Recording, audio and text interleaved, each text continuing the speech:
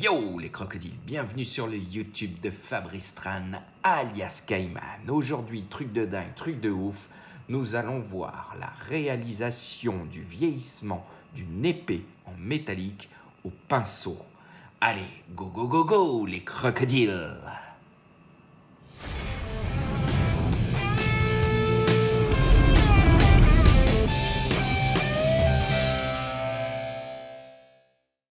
Maintenant, nous allons voir comment on travaille ce vieillissement métallique, comment on va travailler ce métallique sur notre pièce.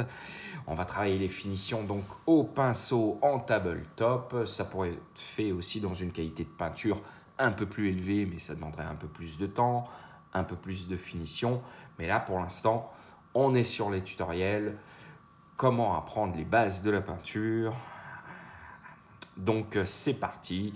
Alors nous allons commencer dans un premier temps avec ces petites mousses là.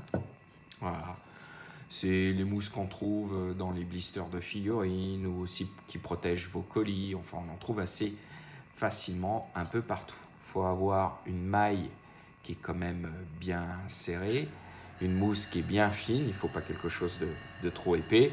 Là, j'ai coupé en petits morceaux avec mon ciseau pour pouvoir l'utiliser facilement.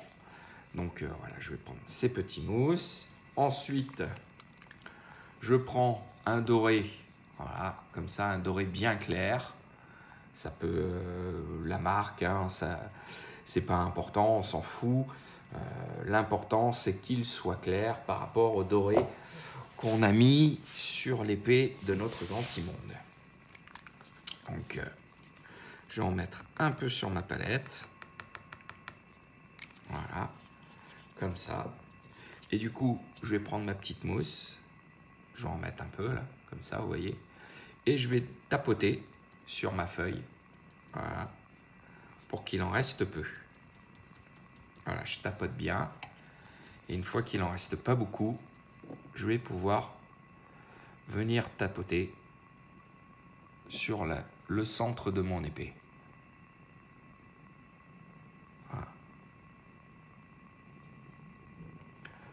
Tout de suite, ça va donner de l'éclat, ça va donner du relief, ça va nous rajouter de la lumière. Donc vous y allez doucement, hein. Voilà. Voilà ce que ça donne. Je vais mettre l'épée dans l'autre sens, comme ça vous verrez mieux. On va faire l'autre côté de l'épée, donc même histoire, je mets ma peinture dessus. Je tapote et hop, c'est parti.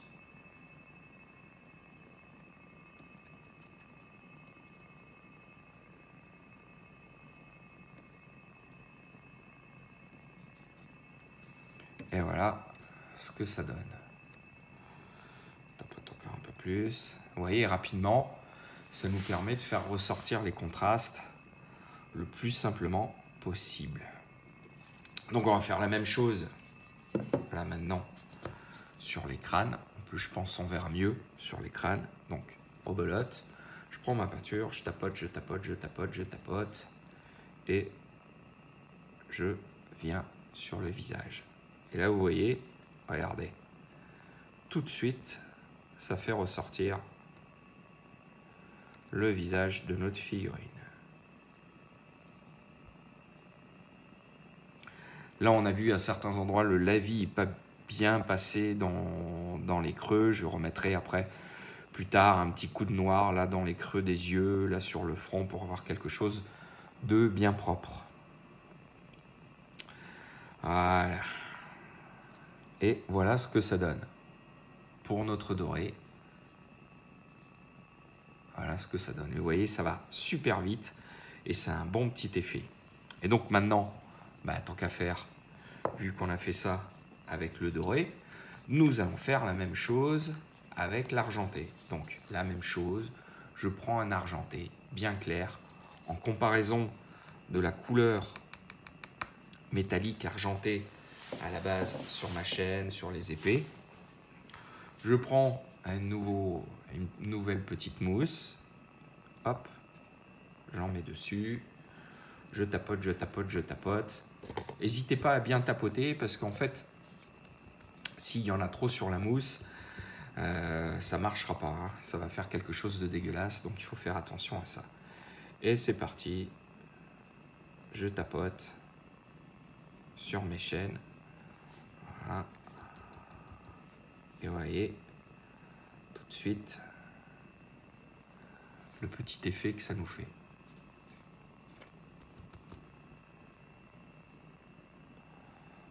Voilà.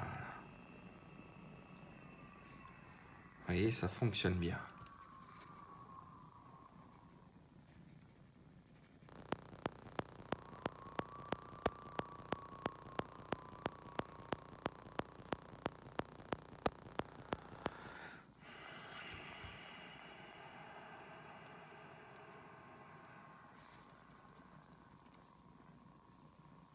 Faire l'autre côté.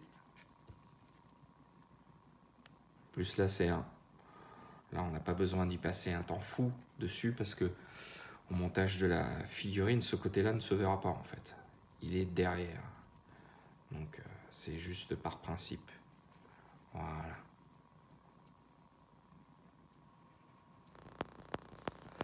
Voilà ce que ça donne. Ensuite, on va faire la même chose sur l'épée.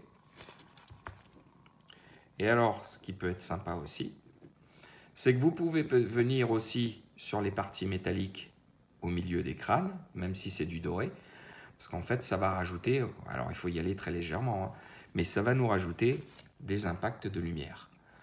Je passe bien sur les tranches, en fait, parce que c'est là où il y aura le plus d'usure. Vous pouvez le voir, hein, n'hésitez pas à visualiser des photos ou même la réalité. Hein. Vous regardez comment une voiture ou un objet métallique, quand il rouille, quand il vieillit, ce que ça donne en fait. Ça vous donnera pas mal d'indications sur votre peinture. Il ne faut pas hésiter à s'inspirer de la réalité. Hein. C'est ce qui vous aidera le plus d'ailleurs. Donc je vais remettre encore un petit peu. Voilà. Tapote. Voilà. Souvent, n'hésitez pas à vous faire une banque de données de photos en fait. Vous tapez hein, sur internet objet rouillé et vous allez avoir pas mal d'indications, pas mal de photos. Ça vous aidera pas mal sur les couleurs à choisir aussi quand vous allez faire un vieillissement d'une épée, d'un objet ou autre, d'une armure par exemple. Voilà.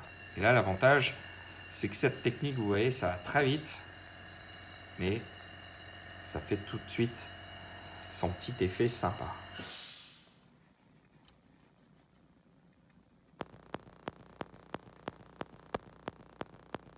Voilà ce que ça donne pour l'épée. Donc là, on est sur l'usure simple pour le métallique. Ensuite, on va y rajouter un petit peu de la vie. Enfin, je veux dire de la vie, pas un lavis, hein, de la vie à ce métallique. Et je vais prendre mon doré et j'ai envie de lui mettre de l'oxydation. Donc je vais prendre un pot de turquoise. Alors celui-là, vous allez peut-être avoir du mal à le trouver. Hein. C'est un très vieux pot de turquoise Games Workshop que j'ai retrouvé au fond de mes tiroirs. Mais il est encore bon, donc c'est marrant. Donc, on va... N'importe quelle turquoise, hein, n'importe quelle marque fait l'affaire. J'en mets un peu sur ma palette, là comme ça. Je vais avec un vieux pinceau. Hein. Je ne prends pas un super pinceau avec des détails de fou, sinon ça va pas être terrible. Et là, je le dilue bien. Je dilue vraiment. Voilà, vraiment pour que ce soit bien liquide. Une fois que vous avez fait ça, vous en prenez un petit peu sur le bout de votre pinceau. Et là, je vais en mettre dans les creux. En fait, il suffit de même mettre sur la figurine. Et tout simplement, ça va venir dans les creux. Voilà. Et ça va créer l'oxydation de ma figurine. Et vous voyez, ça m'a pris 10 secondes à faire, mais ça fonctionne bien. Je vais faire la même chose de l'autre côté. Hop, je badigeonne dessus. Et une fois que j'ai badigeonné dessus, je peux mettre un petit peu d'eau pour l'étaler. Voilà. Et je vais mettre un petit peu plus comme ça. Et voilà. Est-ce que là, on ne mettrait pas un petit coup là? Ouais. On va mettre un petit coup ici aussi. Et voilà. C'est plutôt pas mal. Et vous voyez, toujours pareil, hein, on est sur une technique très simple, très basique, mais qui tout de suite va nous rajouter du caractère à notre pièce. Voilà. Je prends maintenant mes petits crânes. Justement, on parlait des creux des yeux. En fin de compte, je vais les faire comme ça. En fait. Je vais les faire en oxydation. Et les boules au-dessus, la même chose. Mettre un petit coup là sur les dents. Et voilà, l'oxydation de mon doré. Et tout de suite, ça rajoute un truc super sympa. Et pourtant, on n'a pas fait grand-chose, mais le peu qu'on a fait, ça rajoute du caractère à notre pièce. Ensuite, en fait, j'ai fait de l'oxydation, mais ça aurait pu être de la rouille, on aurait pu faire en marron, on aurait pu faire avec un crème, on aurait pu faire avec plein de couleurs qui marchent. Là, par exemple, je vais prendre un orange. Voilà, je prends celui-là. Voilà. Ça aurait pu être un orange plus clair, un marron, un orange plus foncé. La gamme importe peu, hein, comme je le dis toujours, important. Et d'avoir la couleur qui convient au résultat désiré. Je mets mon orange dans ma petite palette. La même chose, je le dilue beaucoup. Vous voyez, hein, c'est quasiment de l'eau. Hein. Voilà. On va vraiment chercher une dilution très fine. On est quasiment sur de l'eau. Et je vais venir, là je me dis, tiens, à mettre des petits impacts de rouille sur mon épée à certains endroits. Donc, avec le bout de mon pinceau, voilà, je vais venir mettre des petites taches d'orange qui vont venir dans les creux de ma figurine.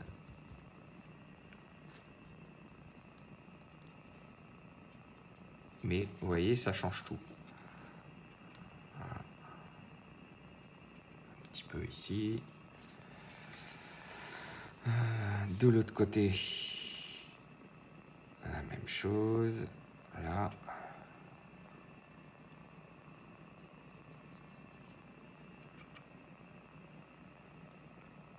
Sur la lame.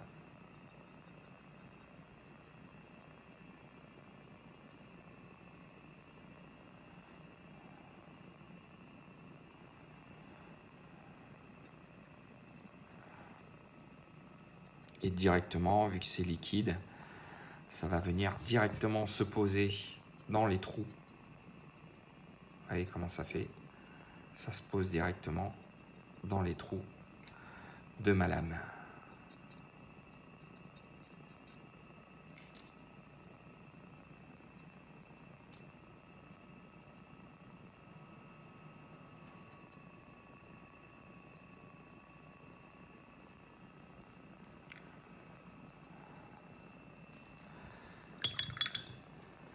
On va venir maintenant sur les crânes. On va faire la même chose sur les chaînes. Allez, j'en mets comme ça. Hop, je rajoute de l'eau pour vraiment avoir quelque chose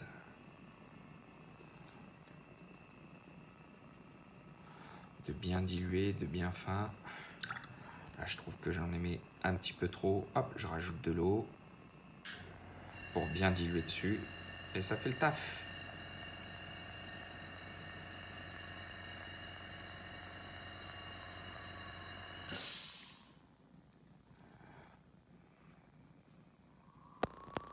Voilà. Vous voyez comment ça donne. C'est tout bête, hein, c'est basique, mais ça change tout sur le rendu final de notre pièce. On va mettre l'épée à côté pour que vous voyez ce que ça fait. Voilà.